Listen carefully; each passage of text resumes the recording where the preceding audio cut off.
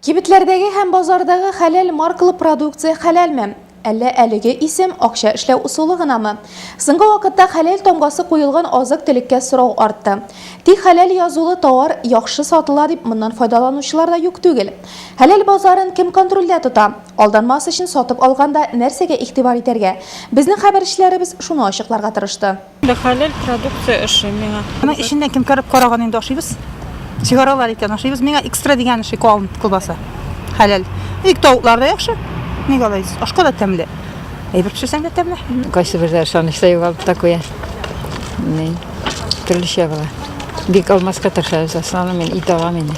Ит белән үзе пешерәм итче. Колбасаниләрне алмыйм инде. Шута хәзер мода кебек тә китте ахыры. Яйцога да йомыркага да хәләлле басып куйганнар бәясен күтәреп. Уже мне кажется, әзрәк нитә дә башладылар. Хәлен алалар дип. Әлеге катлаулы мәсьәләгә керешкәнче без нурлатылар фикерен белергә булдык. Хәләл димәк мөселманнар өчен рөхсәт ителгән.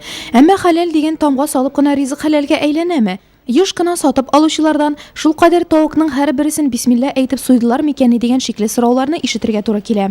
Бүгенге көндә безнең нурлатта хәләл ризык сата торган точкалар бар. Bütün яктан килә торган точкалар. Һәр хәләл ризыкка сертификаты булырга тиеш. Әлбәттә хәзер менә бу елдан безнең дини нәзарәтендә эшли башлады бүлек, шушы бүлек хәләл бүлеге, шушы бүлектән инде без хәзер сатучылар да һәм дә шушы продукцияны җитештерүчеләр дә безнең Татарстанның шушы хәләл бүлегеннән сертификат алырга тиешләр. Илсияр Ишниязов базарда күптән түгел сәүдә итә. Хәләл дип сатылучы товарына сертификатлары бар. Әмма хәләл ул колбасага яки иткә ябыштырылган кәгазь кисәге генә түгел ди ул. Сатучы үзе дә хәләл, ягъни чиста, пак, тәһарәтле булырга тиеш. Шул чакта гына чынлап торып хәләл булачак. Хәләл ризыкны кешеләргә хәләл җитсен өчен чиста пушак белән бисмилла итеп кисәбез. Һәрбер айрым ризыкка үзенең пушагы булырга тиеш. Ул дуңгызныкен хәләлнеке белән кискәч нинди хәләл булсын инде субханалла. Бернинде хәләллеге калмаганын сездә юк. Һәм ул ризыкны мөселман үзе сатырга тиеш. Мөселманнан мөселманга күчерергә тиеш хәләл ризык. Намаз укымый торган кеше ничек хәләл ризык китерсен ул? Һәм тагын бер мөһим нәрсә. Нурлат базарында йөргәндә хәләл дип язылган колбаса һәм тавык рулетларының дуңгыз казылыклары белән бергә бер витринада ятуын күрдек. Мондый ризык та хәләл була алмый. Күренеп тора, бүгенге көндә хәләл продуктлар базарын беркем дә күзәтү астында тотмый. Әмма хәл тиздән уңаякка үзгәрәчәк. Безгә әле юк, ләкин ишеп килә. Хәзер кешеләрне табабыз.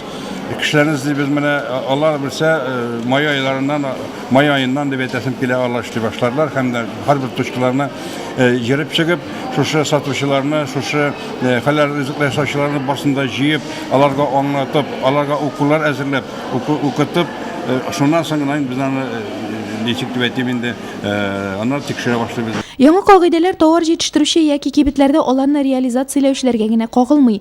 Үз хуҗалыкларында үстергән тавык чебешне, сөт майны сатуга чыгаручылар да аңа буйсынырга тиеш була. Иптәшем, әлхәмдүлилләh шөкер, дога укып, бисмилла дип дога укып суя, теге тиешле догасын. Шулай дини юл белән шикәтәбез инде тавыкларны менә шулай. Аннары син күңелләр нигә предлагать әйтәләбез.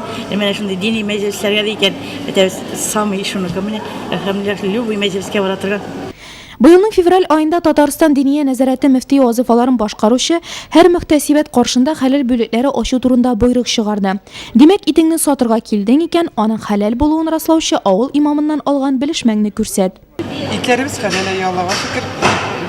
Мөселманча суябыз индийләрне без, документыбыз булмаса да, безнең барыбер дә хәләл итләр сатабыз базарда менә без. Без ул сертификатларга яхшы яктан гына карыйбыз. Бик тәйбәт булыр ия. Действительно үзебезнең кешеләр ышанып килдерләр ия ит алырга. Действительно хәләл дип. Хәләл ул әле ит, тавык яки колбаса гына дигән сүз түгел. Шулай ук чәйләр, конфет, печеньелар, прәннек, ипиләр составында да бары тик рөхсәт ителгән ингредиентлар гына булырга тиеш. Алар эчендә хәләл таныклыгы сырала. Әлбәттә, бу яңа кагыйдәләр белән килешмәүчеләр дә бар. Һәр кибет хуҗасының да һәр сорт конфетын тикшертеп, өстәмә акчалар түләп, хәләл таныклыгы сатып аласы килми. Бу очракта инде сатып алучының үзенә уяу булырга кала. Ә кулланучылар хокукларын яклау законы нигезендә сатып алучының тиешле документларны таләп итәргә хокукы бар. Россиядә шул исәптән бөтен дөньяда бүгенге көндә хәләл дигән бердәм стандарт юк. Хәләл продуктлар җитештерү һәм хезмәтләр тәкъдим итү ирекле сертификатлаштыру аша тәртипкә салына. Димәк, сатып алучыдан да яхшы контролер юк дигән сүз.